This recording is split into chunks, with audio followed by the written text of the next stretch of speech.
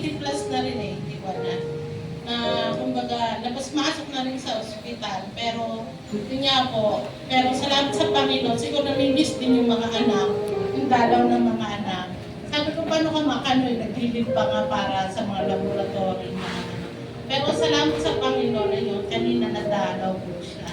So, yun lang naman yung ano, at saka alam yun na, pag matatanda, nainig ganyan. So, sasaya na ulit lalakas. So, gano'n naman talaga, aminin natin hindi, di ba? Talagang ano na yon, favor ng Lord yun sa kanila. Ano na talaga, pagka may blessing na nare-receive, lalakas bigla't nasaya. So, yun lang po, totally yun.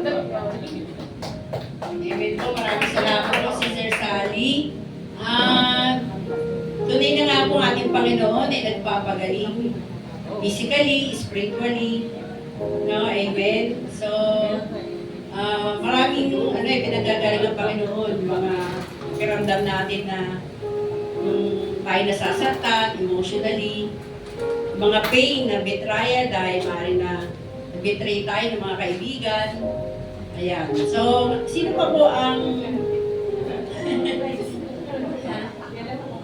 Sister Ellen? Sandali rin. Sige po, pwede po yan.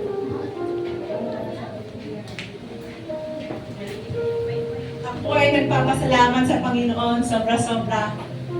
At ako po ay nakakasamba niyan sa hagdan. Nakakaramdam lang ng hingal. Pagkatapos naman makaupo, makainom ng tubig, okay na.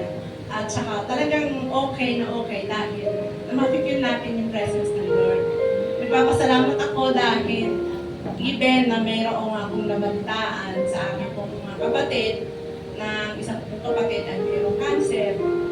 Sobrang ano po ako dahil yung naramdaman ko kasi nagkaroon siya ng bukol. Tapos nagkaroon siya ng bukol sa ilong. And then magki-chemotherapy na po siya. At yung isang kapatid ko rin po ay natanggalan na rin ang suko. At praise God kasi ako yung pakiramdam ko dati na nandun yung pangamba.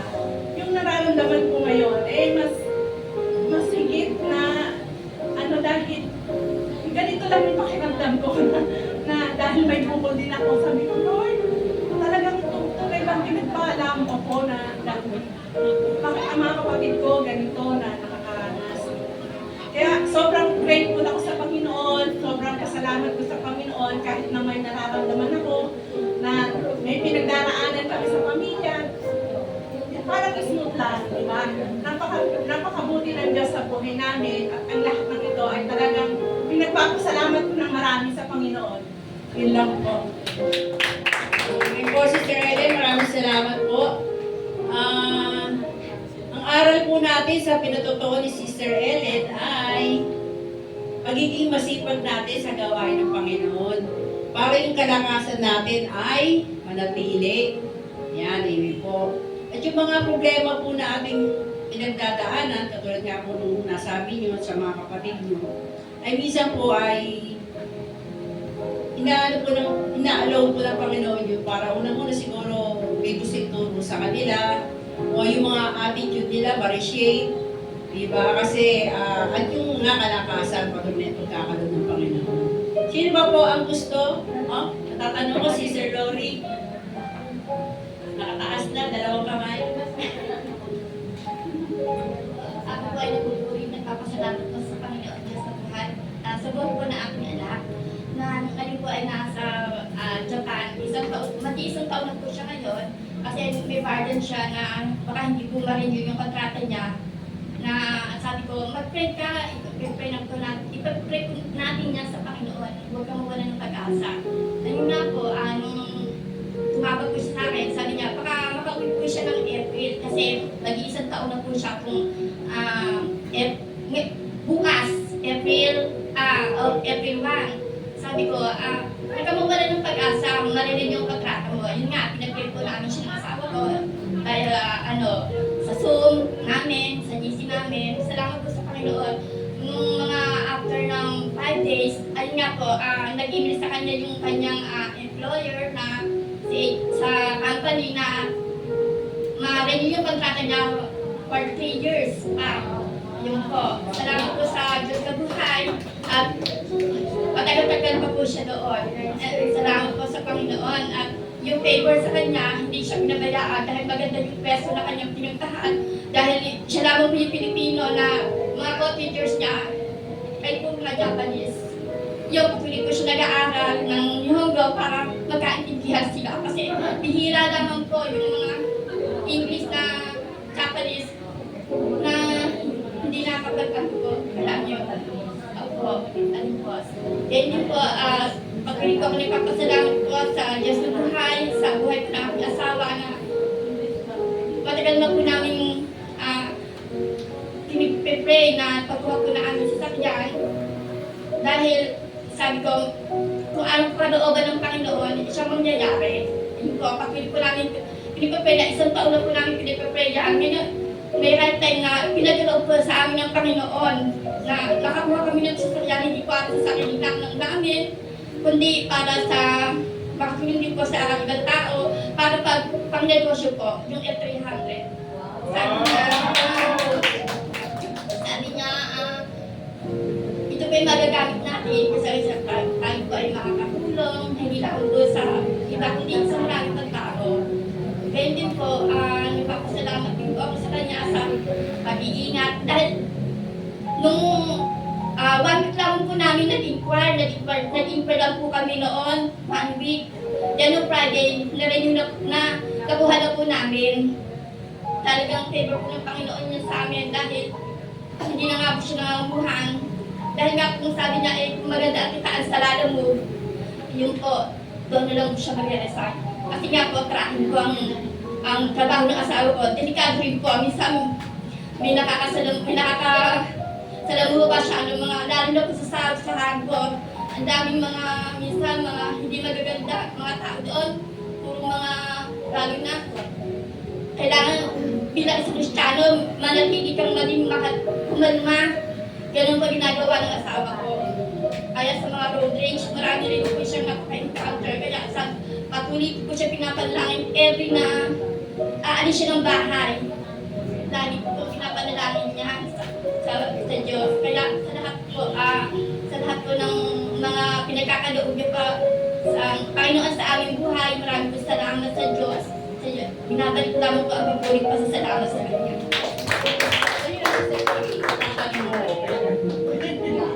Hindi, nabanggit mo na yung pinag-pray sa sakyan. Ibang pag-pray na yun, ano yung specific, di ba na yun ang gusto nyo? Kailangan pa sa Panginoon, ano, kasi dapat daw pa talaga, kapag tayo nag-pray, specific, no? Yung kulay, pinag-pray nyo ba? So, okay. Yung ano na lang, yung haba, mahaba yung pag pinag-pray. Hindi naman po, isang taon po. Okay. So nakita po natin ang ating Panginoon tumutugon sa ating mga panalangin. Kahit nasabihin natin maikli, mahaba, kung talagang kalooban niya, ipagkakaloob ng Panginoon. At ay yung mga panalangin nila sister na yun, bunga ng magiging masipag din ang mag-asawa. Kasi mister niya, lingit sa ating kaalaman, ako alam ko na pala, kayo hindi pa. Meron siya, worker siya sa Richmond, phase 2, doon, may church doon. So sabi ko nga sa kanya, sisi, baka isang araw, gayahin ka na rin ng mister mo doon, hindi naman daw kasi kung saan siya lumago, doon siya. So praise the Lord, no? So ang silang dalawang mag-asawa ay talaga nagtutulong sa pananalangin. Ganun ka, sila, si mister niya, ka-init. Ayan. So tungkol naman sa anak mo, nabanggit mo, 1 year, ano? So hindi pa siya marunong masyado maghapon. So nananalig tayo, pagdating ng 3 taon, marunong na siya. Magsalita lang yung Okay. Sige, salamat po sa ating Panginoon. Amen. Meron po ba? May tanong mo naman tungkol din naman sa sinasabi nyo eh. Meron pa si Sir Bea. Sunod ka. So, okay lang po ba? Medyo mismo sunod-sunod pa. So, si Sister Loren, mas ako pa po. Pa si Sister Bea. Okay lang siguro. Ako ako'y wala naman ng curfew ngayon. Alam na naman ni Lino nandito. Okay. Wala naman curfew. Salamat po sa Panginoon. Papasalamat talaga ako kasi nga hindi ako na-late, no. Niloob ng Lord na nag-sit and shift si Mama kanina sa dialysis, kaya naka-attend po ako nang hindi po ako late. So, marami pong talagang bagay na dapat ipagpasalamat po sa Lord, no. Papasalamat po ako dahil isa't kalahati po si Mama ang buwan sa ospital, no. Boss. Pero papasalamat ko po unang-una yung marami pong nananalangin. No, kaya hindi man ganun ka ito daanan sa habag ng Lord, okay naman po si Mama. Salamat din po. Doon ko nakita na kasi nung tinanong siya, binisita po kasi siya ng pastora, tinanong siya, Nay, okay lang po ba na ipag-pray kayo? Na ano po ako doon sa mukha ng nanay ko na nakasmile siya, tapos sabi niya, sige po, salamat. Yun yung respond niya, kaya hindi unti-unti ko po, pinag-pray po namin ni Brother Estong na pumayag siya na magkaroon ng Bible study. No? Hindi lang namin pero yung right time po ng Lord, may right time po ng Lord. So, salamat sa Lord kasi hindi po naging madali, no, lalo na dun sa, ma-share ko lang po, no, doon po sa room namin, may kasama kasi kami, medyo may pagkapasaway. Pero isa din po sa tinitingnan ko doon, salamat sa Lord dahil yung pasensya sa haba ng unang pag-intindi at pangunawa. No, kasi pwede naman akong mag-request na magpalipat na lang kami ng ibang room. Pero mas inano ko na manatili kasi una-una iniisip ko na ayaw ko nang parang magkaroon ng special treatment. No? Isa din doon, pinapasalamat ko, nakasama ko yung magpamilya yun. Mahirap po kasi nung una, pag nakikinig kasi ako ng yung gawain sa mundo, magtatanong yun una, ano ka? Christian? Tapos ay opo. Tapos, anong mo? GIL po. Alam mo yung judgment ng GIL tayo dahil kay Brother Joel. Alam mo yung gano'n, grabe yung ko kasi, yung Brother Joel, ganito mo. Unang-una ko talaga sagot, ganito lang eh. Ang Lord na po ang nakakaalam niyan eh, kasi nga, wala naman po tayong alam kung anong totoo. Alam mo yung sagutin ka, pero ang totoo talaga, may nawalang pera. Alam mo yung gagawin ka. So, yung pasensya mo, no, ang habaan mo. So, papaliwanag. Sumunod na naman, pag mag-live stream na naman ako, makakalimutan. Tapos, kung ganito sagot pala niya, akala ko kasi CCF ko eh. Yung CCF, mababait yun. Mababait talaga yung CCF. Alam mo yung ganon. So, aanuhin mo na sa susunod na Sunday, makikinig ka na lang ng gawain. Ganon ulit. Parang, nakakalimutan ba niya? Tatanungin ka na naman, sasagot ka na. Ganon naman ulit. Si CCF talaga, mabait yun, ganito, ganyan. Alam mo minsan, in-explain ko talaga. Noong in-explain ko kasi parang hindi na siya maganda na laging-laging ganon. So pinaliwanag ko na kasi yung iba yung tingin niya sa taga CCF, mababait. Si Pastor Peter Tanchi, ganito, ganyan. So in-explain ko na doon nasa JL ako, hindi naman ang mga Villanueva ang sinasamba ko yan ng Lord naman. At yung pagiging mabuti at mabait na isang tao, hindi yun ang dahilan para mag-church ka doon. Gawin mo yung dahilan, makita mo na kaya ganun siya kabait dahil may Diyos siyang sinasamba. Kaya alam mo yung pagpapaliwanag na tapos mag-aaway sila, no? Kasi lagi sila nag-aaway, matindi talaga para akala mo, room nila. Kasi nga yung room namin, meron kaming mga barrier dapat kasi dalawa lang kasi. Pati yung area namin, nagagamit nila, dalatag na sila ng kahit sinasaway sila. So talaga, alam mo yung pagpapasensya, no? Tapos, pag nag-away sila, minsan, iba, minsan na maaano kanila. Alam mo yung, sabi ko, bata pa naman ako kasi sila mga 58, 59, no? Pero minsan talagang, kasi kinakausap na rin ako, lalo na yung na-scam siya. Sabi ko talaga, kasi yung binabalik-balik nila yung away nila. Sabi ko, alam niyo po, sa amin, tinuturo po sa mag-asawa na Kung nagpatawaran na po kayo noon, yun pong issue noon. Kalimutan yun na po, huwag yun na po ibalik-balik. Alam mo yung gano'n, makikinig din naman po sila, lalo yung unang multi-cause scam at sa pangalawang scam. Magkaganon sila, o tingnan mo, tinuro kasi yun sa Bible, kasi Christian sila. Minsan di ko maintindihan, pero Lord, lagi kong pinag-pray na yung buhay ko maging halimbawa sa mga taong ito. Kasi nga, lalo na may judgment na sila dahil GIL ako, no, ganun ang tingin nila at hindi nga mabait ang mga taga-GIL. So, salamat sa Lord at sabi ko talaga, ano din yun,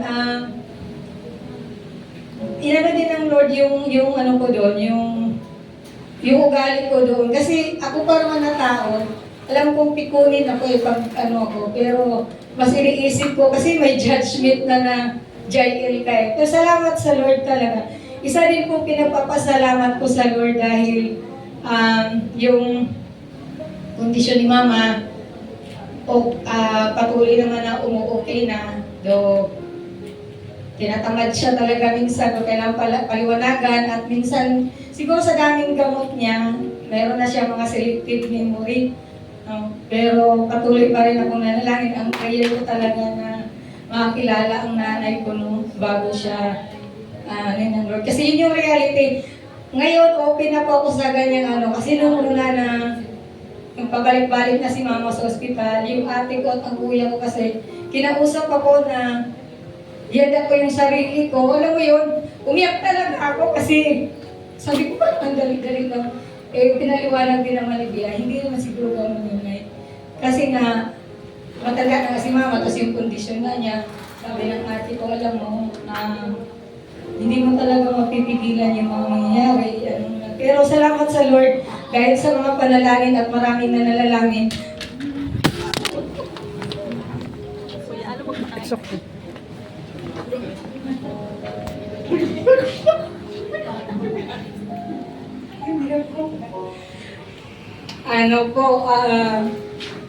Isa po sa natutunan ko habang kung nandun ako noon, yung pong manalangin, kasi yun yung na-realize ko na-survive namin yung pinagdadaanan namin dahil hindi nananalangin ako, kundi marami pong tumutulong na nananalangin. Kaya pinagpapasalamat, isa rin yun sa tinuturo ng Lord sa akin na maging, alam niyo po, magkaroon po din ng pakialam sa iba. Na isa po sa isi-share ko na yung po, meron po akong nakilala doon na 50 years siya.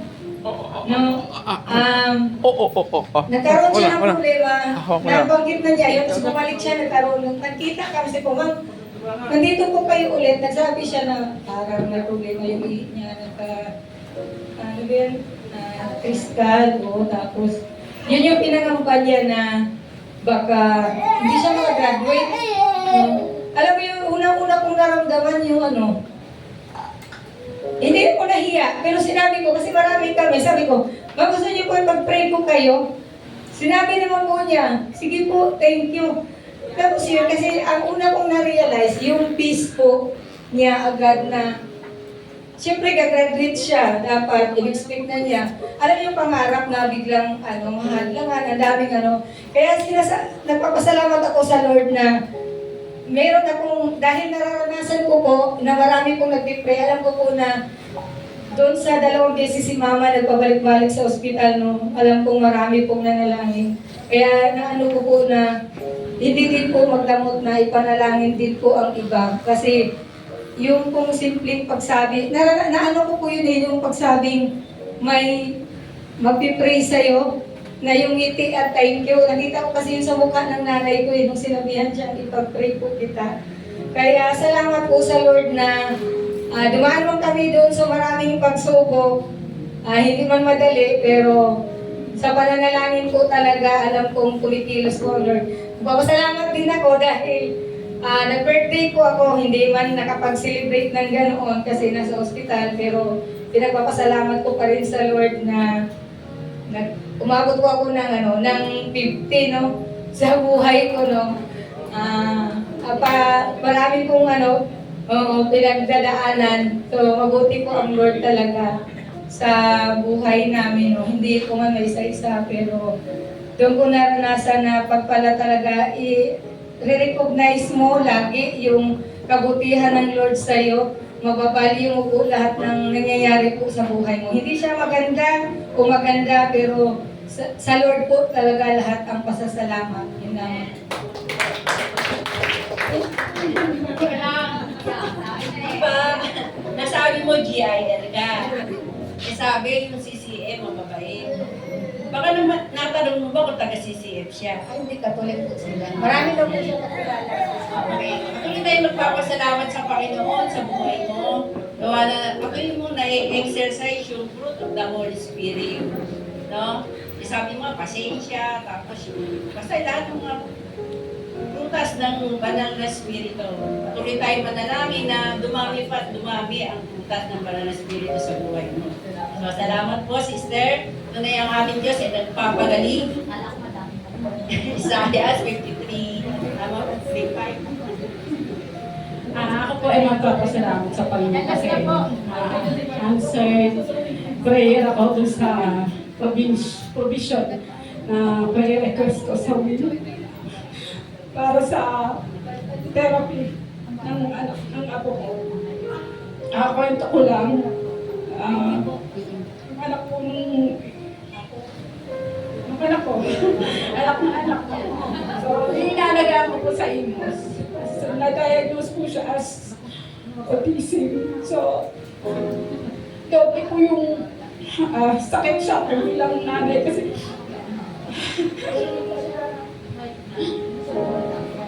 level 3. So, nung una sabi ko, parang hindi kami naniniwala kasi marunong naman siya yung dating sumunod sa amin. Mag-alphabet, mag-numbers. Yung pala, meron din regression na nangyayari sa bata. Kung merong progress, yung apo ko nag-regress. So hindi namin alam, hanggang na ano lang anak ko na magpa-diagnose, magpatingin sa DepEd kasi magpo-form na hindi siya sumasagot. Although may mga, hindi naman siya non-verbal, may mga nasasabi po siya, pero hindi mo po siya, yung communication, conversational, wala po siya. So, bilang isang nanay, naawa ko sa anak ko kasi parang nawalan siya ng pag-asa. Kasi diba, pag autism, parang lifetime na forever baby. Pero nag-search ako, may mga gumaling, miracle, through prayer. At yun yung lagi kong battle ngayon, no? At sinasabi ko sa anak ko, huwag kang magsawang manalangin. Kasi yung ang inaano ko, baka mawala siya ng paniniwala sa Diyos. Kasi sa post niya, parang hindi naman siya naririnig. Actually, sa TikTok lang siya nag-post. Kasi akala ko kaya niyang, sabi ko, parang nag-post lang yun. Hindi niya naman tinatago, pero parang ang hirap mag-share kasi nga, yung mga minsan yung magtatanong, baka minsan di ba hindi tayo aware sa mga suggestion, no, na ano. Pero yung anak ko nga sabi niya, parang minsan pagkausap ko, iiyak siya. Pero kita ang papakita na iyak sa kanya. Ngayon ko lang nakita yung anak ko na gano'n na parang na magsusumbong nung nararamdaman niya. Sabi niya sana, huwag na lumaki, baby na lang lagi. Pero, isa ko nga sa Ikayan, di ba yung naabot niya Ikayan na ganyan, kaya niya magpunta rito, kaya niya, napakalaking celebration ko sa magulang.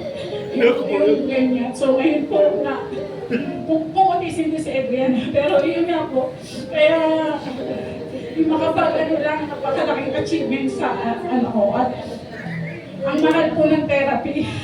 So, magpapasalamat din ako kasi magawa niya na siyang pumila sa developmental pedya. No, Kuya Ali. So, ang haba raw pala ng pila sa pedya developmental. So, natawagan na sila kasi may isang nag-back out. So salamat sa Panginoon, I'm sure marami doong nag-aabang, pero yung anak ko yung natawagan. So napaaga po siya.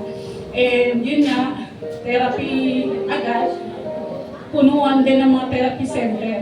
So dami po ng ano. And for God's glory, salamat sa Panginoon, naghanap daw siya sa list. Kasi ang nire-refer sa kanya nung DepEd, yung magagaling na sabi dito ka magagaling yan. Kaso mapunuan talaga. Then nag-search na lang siya doon sa binigay daw na list. Matapit lang sa kanila, kapitbahay lang nila. At kasi sabi rin ng DepEd, dapat hindi masyadong malayo kasi yung pagod ng biyahe, pwedeng pagod na bago mag-therapy. So, hiningi ko yun ng prayer sa Queen na yung siyempre kahit pa paano may hope tayo ng miracle din ng ate pa. Nakaranas nga yung iba eh. Diba? At yun mo yung isang nagtatanong ako sa Lord, bakit yun? Naglilingkod naman ako sa iyo, Lord. Diba? Nasa-sacrifice ko yung oras ko para sa family ko, para lang sa mga gawain. And dumating sa punto na matutulog ako, sila yung pinag-pray ko, then magigising ako, sila nga rin yung nasa isip ko, then mag-pray na naman ako. And parang kalimutan kong paano manalangin, minsan na-assign akong corporate. Parang hindi ko alam sasabihin ko. Kasi parang ang focus ko ngayon yung sa apo ko, pero hindi po ako nawawala ng pag-asa na may gagawin po ang Diyos. At sabi ko nga baka ito yung sabi ko sa anak ko na ito ay manumbalik sa paglilingkod. Sabi mo, kung ayaw mong tinuturo ko sa kanya yung DLA kasi isang tricycle lang sa kanto lang ng patibig araw. So, yun po yung inaano ko sa kanya. Sabi ko, kailangan mong lumapit sa ating Panginoon. Kasi may pangangailangan ka. Dato ka ako manghihinawang manalangin. At yung prayer po namin, kasi na medyo mag-assist talaga yung therapy, 2 to 3 times a week. 1 to ang isang oras. 2 hours po siya sa isang araw. So pagkikwentahin mo parang 7 plus sa 1 week. So, salamat sa Panginoon kasi yung bayaw niya na nasa Singapore, hindi pa man sila nagkikwento, pero siguro yung asawa niya nakita kong nag-send sa Cosmipati na nag-comment pa nga doon. Siguro yun na nagkwento. Tinawagan yung manugang ko ng kuya niya. Sabi, kasi meron silang isang kapatid sa Cebu na sa Bisaya na sinusuport dahil may 3 anak. Parang sinabi doon na hindi mo na sila bibigyan, sila yung bibigyan. Ang alam ni Pati, 3K lang. Pero nung paggabi, sabi ni Pati, sabi ma, akala ko 3K lang yung hindi pala, sabi ko magkano, 13K. So, praise God, kahit pang 2 weeks lang yun, 2 weeks na lang yung bubuloy ng anak ko, malaking bagay po at continuous prayer nga sa apo ko. Salamat sa provision. Kasi ako support lang ang kaya kong ibigay sa anak ko. And nag-aalalay ako sa yung mga therapy dapat gawin isa sa bahay. Kaya parang ngayon mas kailangan ako ng apo ko sa Ilmos kasi sa akin sumusunod kung may pinapagawa, sumusunod siya para sa nanay niya. Hindi talaga nasunod hindi sa pinapakinggan. So, kailangan po for God's glory. Sabi nga, give thanks and all circumstances. So, kahit anong bagay yan, salamat po sa Panginoon. Amen. Ayan, Sis Grace, kakat ko lang po. Kasi po ang speaker po natin may pasok pa po. Mamaya na lang po, lahat po na gusto pong mag-testify after na lang po ng ating prayer time. Kasi po yung ating pong magtuturo po ay meron pa pong pasok. Ayan.